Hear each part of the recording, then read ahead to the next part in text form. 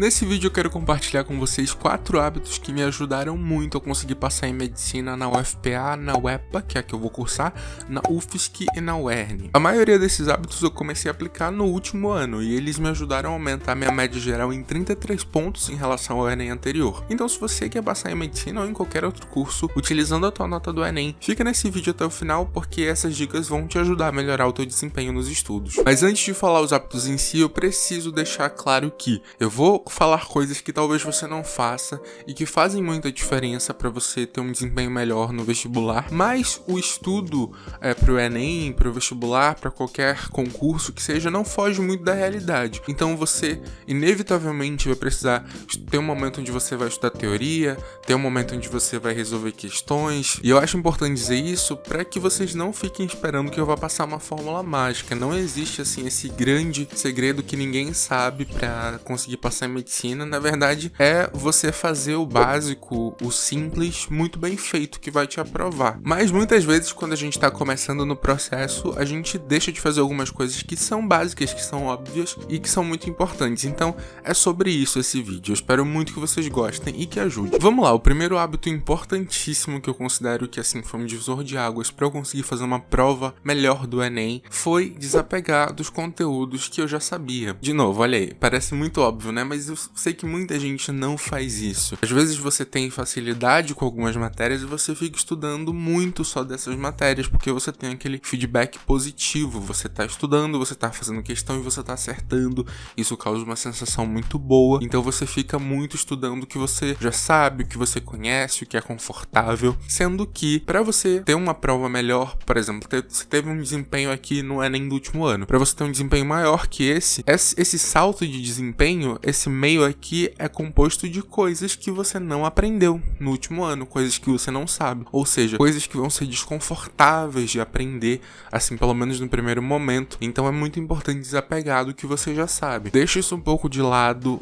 treina isso que você já sabe resolvendo nos simulados, porque querendo ou não, você vai entrar em contato com questões desses assuntos, mas o foco principal, a maior parte do tempo, tem que ser destinada aos conteúdos, aos aprendizados que você ainda precisa consolidar. E também, se você for muito iniciante, não se sinta mal de você sentir que não tem nenhum assunto que você possa deixar um pouco de lado. Beleza, você está começando, dê tempo ao tempo. Não é para você não revisar, não é para você não resolver questões dos assuntos que você sabe, é simplesmente usar menos tempo dos teus estudos para esses conteúdos e usar mais tempo para o que você não sabe. Segundo hábito que me ajudou, resolver muitas questões de prova. Não é só a quantidade que importa, mas você tem que fazer em quantidade também. Vou explicar. Seguinte, para começo de conversa, se você vai fazer a prova do Enem e você vai utilizar essa nota para tentar um vestibular, principalmente se você precisa de uma nota mais alta, se você não resolve nenhuma questão de prova antiga do Enem, se você não resolve questão no estilo Enem, você tá fazendo um negócio muito errado. No caso do Enem em específico, e eu venho batendo muito nessa tecla nos últimos vídeos, é importante a gente entender que o Enem é uma prova de aplicações. Não é uma prova onde você vai encontrar questões que vão te perguntar qual é o conceito disso? Encontre o X. Não, é uma prova onde você vai encontrar aplicações por meio de situação de problema. Então vai ter lá um texto de apoio falando um monte de coisa para você coletar os dados que você precisa e entender que conhecimentos técnicos você vai utilizar para resolver aquela situação problema. Então, por ser uma prova de aplicações, você precisa entrar em contato com os modelos de questões que são cobrados, até porque eles se repetem muito ano após ano. Questões muito parecidas com questões que já caíram, só muda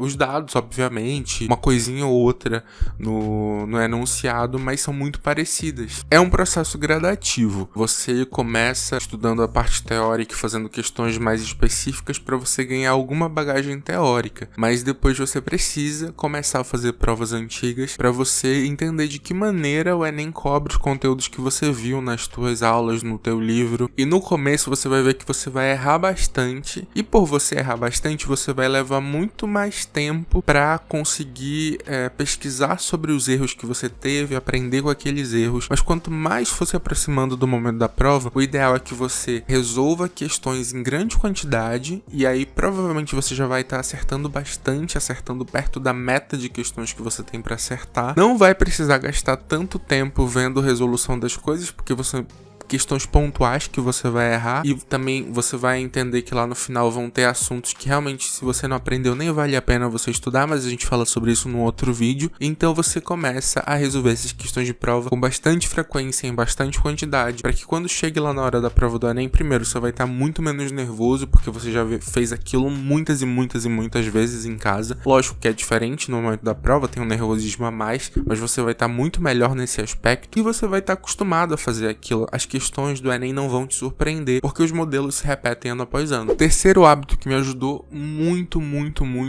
depois que eu percebi isso, assim, mudou uma chave completamente pra mim e me fez avançar muito, e é o seguinte: faça mais e planeje menos. Pra quem é vestibulando, eu sei como é que é. Às vezes você tá ali, você faz toda uma organização, passa um tempão organizando o que você vai estudar na sua semana, e aí chega na terça-feira e você percebe, isso aqui não tá dando certo, esse assunto eu não consegui terminar, então eu não vou conseguir passar pra esse, já não vou conseguir cumprir meu planejamento, deixa eu fazer outro planejamento. Aí você para tudo, perde um tempão planejando um monte de coisa pra você seguir um novo planejamento. Quando você percebe, você tá gastando mais tempo planejando do que realmente estudando. Então assim, se você é uma pessoa super desorganizada, não é do dia pra noite que você vai conseguir cumprir um cronograma bonitinho de, sei lá, 6 horas de estudo. Às vezes você vai ter um dia de estudos super desorganizado, onde você começou a estudar um assunto, ficou 3 horas estudando ele, depois foi fazer outra coisa e ficou nela até o final do dia. Mas o importante é que você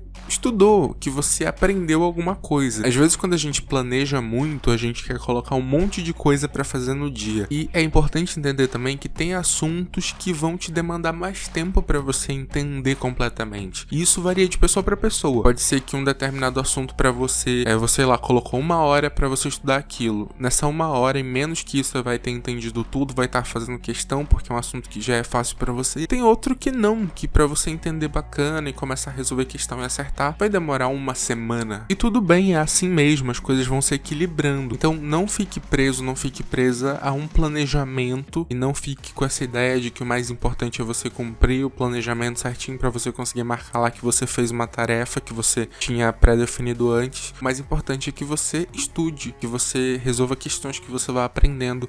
A forma como você vai fazer isso e dividir isso durante o dia muitas vezes não importa. E também é uma coisa gradativa. Tudo é gradativo, né? Eu tô falando aqui nesse vídeo, mas aos poucos você vai ver que você vai conseguir estudar muito mais coisas num período de tempo mais curto. Mas no começo, às vezes acontece essa desorganização mesmo, e é super normal. Quarto hábito que me ajudou bastante foi voltar aos meus erros de questões com frequência. É um negócio meio estranho, mas eu vou explicar. Se você faz aquele processo de, beleza, fiz uma lista de questões, errei algumas, vi a resolução de cada uma, entendi aquela resolução, beleza, entendi, passou pra frente. Você tá certo, mas é muito bacana e faz muita diferença quando de vez em quando você, até como uma forma de revisão, volta nessas provas, nessa lista de questões que você fez e dá uma olhada nas questões que você errou, nas anotações que você fez depois que você já sabia o gabarito, né? Quando você viu a resolução, se você anotou aquela resolução dentro daquela questão, dá uma lida de novo em toda a questão, no enunciado dela, olha o que você errou da primeira vez que você fez, vê de novo a resolução, começa a refletir se você entende exatamente como resolver aquela questão agora, porque eu acho isso muito importante para você fazer essa revisão